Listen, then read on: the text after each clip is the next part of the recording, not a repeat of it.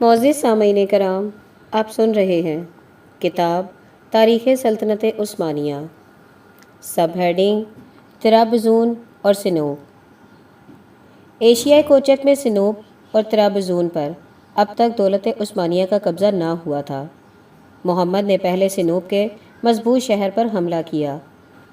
اسماعیل bag امیر سنوب کی 400 توپیں اور 10-12 ہزار سپاہی کچھ دیر بھی مقابلہ نہ کر سکے اور اس نے شہر سلطان کے حوالے کر دیا۔ اس کے بعد محمد طرابزون کی طرف متوجہ ہوا۔ طرابزون کا شہر اور ملحق علاقے قدیم بازنطینی سلطنت کا جزو تھے۔ 601 ہجری بمطابق 1204 عیسوی کے بعد سے، جبکہ قسطنطنیہ پر محاربین صلیبی کا قبضہ ہو گیا تھا، طرابزون نے ایک جدا گانہ مملکت کی شکل اختیار کر لی تھی۔ 845 ہجری بمطابق 1461 عیسوی میں محمد نے اسے فتح کر کے اپنی سلطنت میں شامل کر لیا۔ اب ایشیائی کوچک کے تمام علاقے سلطنت عثمانیہ کے دائرے میں آ گئے۔ بحر اسود کے ساحل پر جنیوا کے جو مقبوضات تھے وہ بھی فتح کر لیے گئے۔ سب ہیڈنگ یونانی مجمع الجزائر۔ محمد نے یونانی مجمع الجزائر کے بہت سے جزیروں پر بھی، جو وینس اور جنیوا کے زیر حکومت تھے، حملہ کر کے انہیں فتح کر لیا۔ ان میں سے لسبوب، لیمنوس اور سیفالونیا خاص طور پر قابل ذکر ہیں۔ جزیرہ یوبیا کا بھی یہی حشر ہوا۔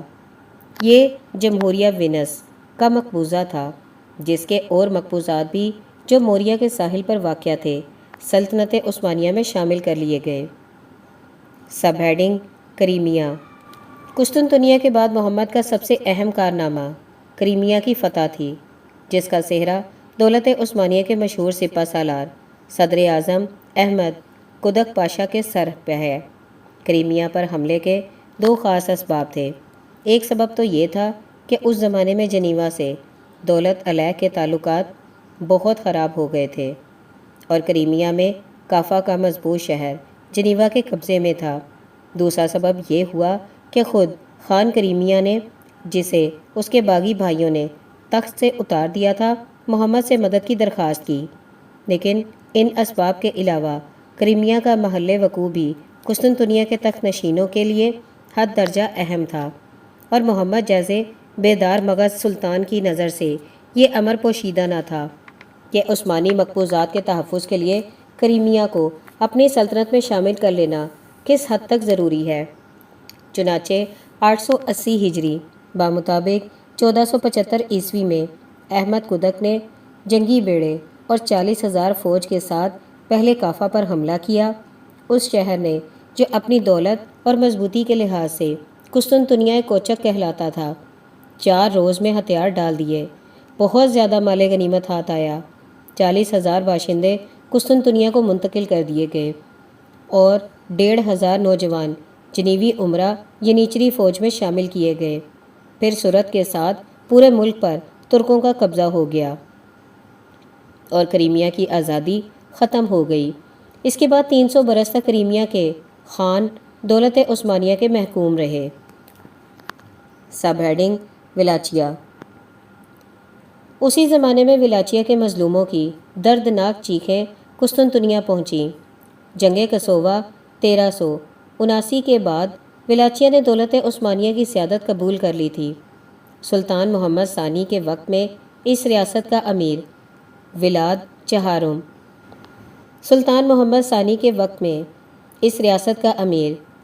چہارم تھا۔ اس نے سلطان کے خلاف بغاوت کر دی اور عثمانی تاجروں کو، جو ولاچیا میں قیام پذیر تھے، سخت اذیتوں کے ساتھ قتل کرا دیا۔ اس کا دست عقوبت خود اپنے ملک والوں پر بھی دراز تھا۔ اس کے مظالم اس قدر بڑھ گئے تھے کہ وہ ڈراکول یعنی شیطان کے لقب سے مشہور تھا۔ اسے لوگوں کو قتل کرنے میں خاص لطف آتا تھا اور قتل کے عجیب و غریب طریقے ایجاد کرتا رہتا تھا، لیکن سب سے زیادہ لطف اسے جسم میں میخیں ٹھونک کر قتل کرانے میں آتا تھا۔ اکثر کئی سو آدمیوں کو ایک ساتھ اس طریقے سے قتل کراتا، اور ان کی تڑپتی ہوئی لاشوں سے اس کی شیطانی روح کو ایک خاص لذت حاصل ہوتی تھی۔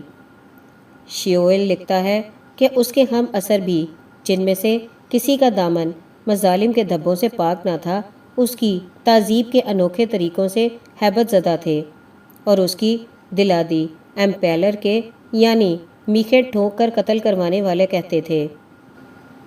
غرض جب اس کے مظالم کی فریاد قسطنطنیہ پہنچی تو سلطان ایک زبردست فوج لے کر اس کی تنبیہ کے لیے روانہ ہوا، لیکن قبل اس کے کہ وہ حملہ آور ہو، ولاد نے اس کی خدمت میں ایک وفد بھیجا اور اس کی سیادت قبول کر کے 10,000 وقات سالانہ خراج ادا کرنے کا عہد کیا، اور یہ درخواست کی کہ سلطان کی جانب سے اس معاہدے کی ازسرِنو تصدیق کر دی جائے، جو 795 ہجری بمطابق 1393 عیسوی میں بایزید یلدرم اور امیر ولاچیہ کے درمیان ہوا تھا۔ محمد نے اسے منظور کیا اور واپس چلا آیا، لیکن یہ معاہدہ ولاد کا محض ایک وقتی ہیلہ تھا۔ وہ اس بہانے سے سلطان کو ٹال کر ہنگری کی مدد حاصل کرنا چاہتا تھا۔ چنانچہ عثمانی فوجوں کے واپس ہوتے ہی اس نے ہنگری سے اتحاد کر کے پھر اپنی سابق ماندانہ روش اختیار کر لی۔ محمد کو جب اس کی اطلاع ہوئی تو اس نے حالات کی تحقیق کے لیے اپنے نمائندے ولاچیہ میں بھیجے۔ ولاد نے ان نمائندوں کو قتل کرا دیا۔ اس کے بعد اس نے بلغاریہ کے علاقوں میں جو دولت علیہ کے ماتحت تھے لوٹ مار شروع کر دی اور بے حد مظالم کیے۔ وہ بلغاریہ کے 25,000 باشندوں کو بھی پکڑ لایا۔ یہ سن کر محمد نے پھر اس کے پاس پیغام بھیجا کہ اپنے حدود سے متجاوز نہ ہو اور ان قیدیوں کو رہا کر دے۔ ولاد نے اس کے جواب میں سلطانی ایلچیوں کے سروں میں میخیں ٹھکوا کر انہیں فوراً ہلاک کر دیا۔ اب محمد کے لیے حملے کے سوا کوئی چارہ نہ تھا۔ وہ 1.5 فوج کے ساتھ اس ظالم کی سرکوبی کے لیے روانہ ہوا۔ ولاچیہ کے شہر یکے بعد دیگرے فتح ہوتے گئے، یہاں تک کہ پایہ تخت بخارسٹ پر بھی عثمانیوں کا قبضہ ہو گیا، لیکن ولاد ہاتھ نہ آیا۔ اس نے بھاگ کر شاہ ہنگری کے یہاں پناہ لے لی۔ محمد جب بخارسٹ پہنچا تو اس نے وہاں ان قیدیوں کی لاشیں دیکھیں جن کو ولاد بلغاریہ سے پکڑ لایا تھا۔ ان لاشوں کی تعداد 20,000 تھی، ان میں بچے اور عورتیں بھی تھیں۔ بہرحال محمد نے ولاد کو معزول کر کے اس کے بھائی رادول کو، جو اس کا معتمد علیہ تھا اور جس کی تربیت بھی سلطان ہی کے زیر نگیں ہوئی تھی، ولاچیہ کا امیر مقرر کیا، اور ولاد نے خون کی جو نہر جاری کر رکھی تھی وہ کسی طرح خشک ہوئی۔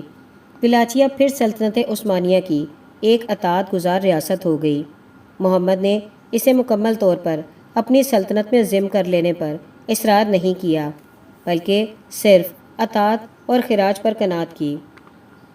سب ہیڈنگ: البانیہ اور ہرزیگوینیا۔ البانیہ ابھی تک زیر نہ ہو سکا تھا۔ سکندر بک محمد فاتح کا مقابلہ بھی اسی طرح کرتا رہا جس طرح اس نے مراد ثانی کا کیا تھا۔ محمد چاہتا تھا کہ اگر سکندر بک خراج دینا منظور کر لے تو لڑائی ختم کر دی جائے گی، مگر اس نے یہ شرط قبول کرنے سے انکار کر دیا۔ عثمانی فوجیں البانیہ پر مکمل قبضہ نہ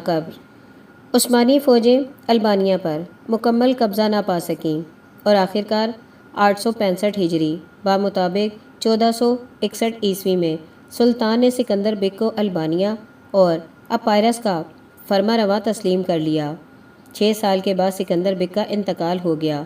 اب البانیہ کی فتح میں کوئی دشواری باقی نہ رہ گئی تھی۔ محمد نے آسانی کے ساتھ اسے مسخر کر لیا اور البانیہ اور اپائرس کو سلطنت عثمانیہ میں شامل کر لیا۔ اس کے بعد ہرزیگوینیا کا علاقہ بھی عثمانی مقبوضات میں شامل کر لیا گیا۔ Sub heading: Venice. البانیہ کی فتح کے بعد اٹلی ترکوں کی زد میں آیا۔ جس طرح ہونیاڈے نے شمال میں عثمانی فوجوں کے بڑھتے ہوئے قدم کو چند دنوں تک روک رکھا تھا، اسی طرح سکندر بک بھی مغرب میں ان کی راہ روکے ہوئے کھڑا تھا۔ اس کے مرنے کے بعد ہی اٹلی کا راستہ کھل گیا اور وینس پر حملے کا مسئلہ زیر غور آ گیا۔ جمہوریہ وینس نے فتح قسطنطنیہ کے دوسرے ہی سال سلطان سے بمنت صلح کی درخواست کی تھی، اور اس صلح نامے کے ذریعے محمد نے تقریباً وہ تمام تجارتی مراعات جو وینس کو بازنطینی شہنشاہوں کے عہد میں حاصل تھیں اسے عطا کر دی تھیں، لیکن سکندر بیگ کی کامیابیوں نے وینس کے اندر بھی دولت عثمانیہ کے مقابلے کا حوصلہ پیدا کیا اور اس کی نیاز مندی جاتی رہی۔ وینس کو اپنی بحری طاقت کا غرور تھا، دوسری طرف سلطنت عثمانیہ کو بھی بلقانی ریاستوں پر کامل اقتدار رکھنے کے لیے بحر ایڈریاٹک اور بحر الچین میں اپنے جنگی جہازوں کی تعداد بڑھانی ضروری تھی۔ البانیہ کی تسخیر کے بعد بحر ایڈریاٹک کے تمام ساحلی علاقے اس کے قبضے میں آ گئے تھے اور اب وینس اور سلطنت عثمانیہ کی جنگ ناگزیر ہو گئی تھی۔ لڑائی 868 ہجری بمطابق 1463 عیسوی میں شروع ہوئی اور 16 سال تک جاری رہی۔ یکے بعد دیگرے وینس کے ساحلی مقبوضات ترکوں کے قبضے میں آتے گئے، یہاں تک کہ جزیرہ لوبیا نیگرو پونٹ بھی جمہوریہ کے ہاتھ سے نکل گیا۔ 882 ہجری بمطابق 1477 عیسوی میں ایک زبردست ترکی فوج فیرولی کے علاقے میں داخل ہوئی جو بحر ایڈریاٹک کی شمالی سرحد پر واقع تھا اور اس پر تسلط قائم کرنے کے بعد وینس کی طرف بڑھی۔ وینس نے مزاحمت کے لیے فوج روانہ کی، لیکن عمر پاشا اسے شکست دیتا ہوا آگے بڑھ گیا اور دریائے پیاوے کے ساحل تک کے تمام زرخیز علاقوں پر قابض ہو گیا۔ جمہوریہ کے لیے اب صلح کے علاوہ کوئی چارہ نہ تھا۔ اگر اب بھی اسے کچھ تعامل ہوتا تو اس کے بقیہ مقبوضات بھی نکل جاتے اور خود وینس کے شہر پر عثمانی علم نصب ہو جاتا۔ 884 ہجری بمطابق 1479 عیسوی میں صلح نامے پر دستخط ہو گئے۔